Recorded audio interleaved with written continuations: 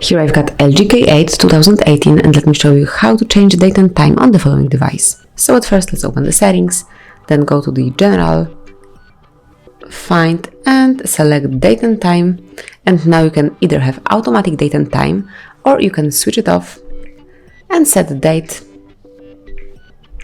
and time manually by yourself. So it's all up to you what time and date it currently is. It's all the same with time zone, so you can either have an automatic one or you can switch it off and now select the time zone from the following list. So let me pick, for example, this one. As you can see, the list is pretty wide, so everyone will find something suitable. And the last function is format of your clock, so you can use either 24-hour format clock or you can switch it off and have the 12-hour one. And then if you'd like to go back to default settings, to the automatic date and time and also time zone and to 24-hour format clock, simply tap on all those switchers to go back to default settings.